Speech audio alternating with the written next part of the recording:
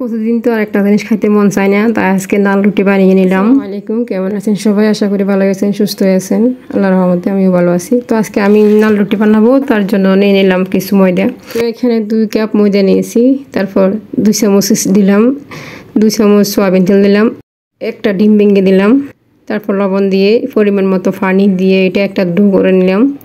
তো এটা 1 ঘন্টা রেখে দিব। এরপরে 1 ঘন্টা পর আসলাম বানানোর জন্য। তো এটা ভালোভাবে এখন এগুলাকে গোল গোল করে নিব রুটি বানানোর জন্য। নাল রুটিটা বানাতে অনেক সহজ আছে, সহজভাবে বানানো যায়, সময়ও কম লাগে। তো আমি আজকে এই জন্য বানিয়ে নিলাম।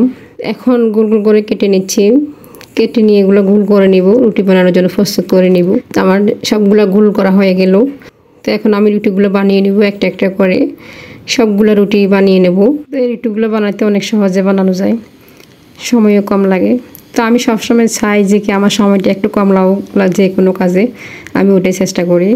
কারণ ওই যে বললাম আমি একটু অলস টাইপের, কারণ আমার সময় ধরে কাজ করতে ভালো লাগে না। আমি চাই সবসময় কাজগুলো তাড়াতাড়ি করে নিতে, আমার কাছে ধৈর্য একটু কম। তারপরও এই প্ল্যাটফর্মে এসে অনেক ধৈর্য ধরা শিখে গেছি, অনেক ধৈর্য ধরে কাজ করতেছি। তো জানি না কখনো সফল হতে পারি কিনা। সবাই দোয়া করবেন আমি যেন এই প্ল্যাটফর্মে ভালোভাবে কাজ করে সফল হতে পারি। তো এতক্ষণ কথা বলতে বলতে চলে এলাম অনেক দূর। তো আমি এখন রুটিগুলো সেঁকে নিলাম একটা একটা করে সব। এরপর একটু চা বসিয়ে দিলাম, কারণ এই রুটি দিয়ে চা দিয়ে অনেক মজা লাগে খাইতে। তো আমি চাগুলো বানিয়ে তারপর নাস্তাটা সেরে নেব।